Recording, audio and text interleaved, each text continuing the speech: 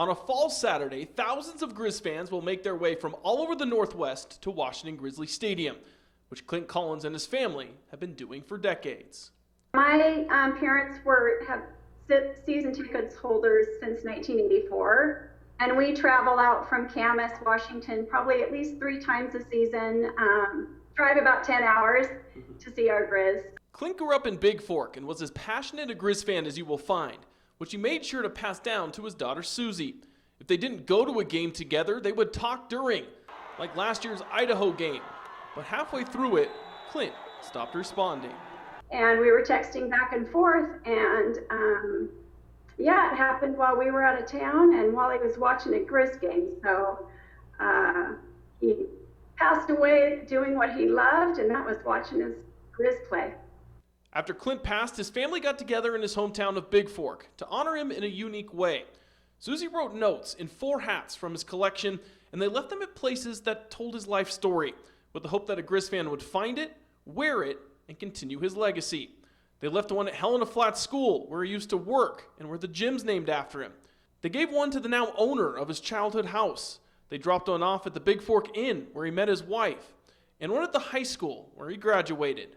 To be honest, that's all we ever thought would happen, that someone would find the hats, and that would be the end of the story. But as we all know, it turned out to be a little more than that. And that's because at a basketball tournament at Big Fork High School, Steve Wohl stumbled upon a hat.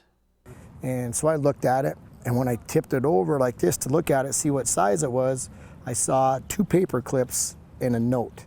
So then when I opened it up, it says, "This hat is not lost." And then I started reading it.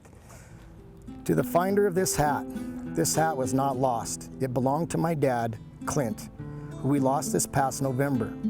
He was a huge Montana Grizzly fan and had many Griz hats. As a tribute to him, we're leaving them around town. So if you're a fan, keep the hat and wear it with pride. And I'm standing in our garage by myself with tears in my eyes going, oh boy.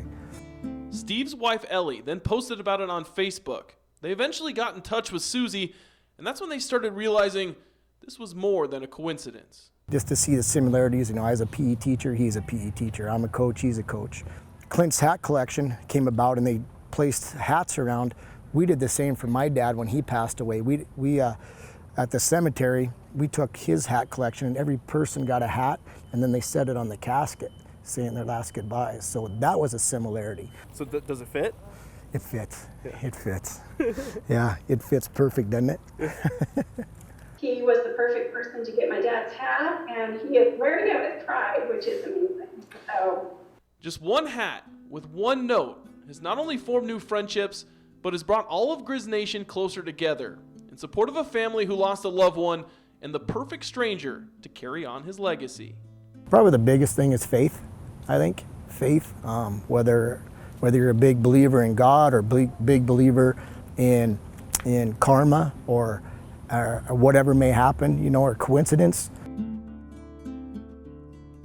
There's clearly something else working here, and I'm glad people are grabbing on the story and finding some joy in it, because it really just was a simple gesture for us to help remember my dad, and it's turned into so much more than that.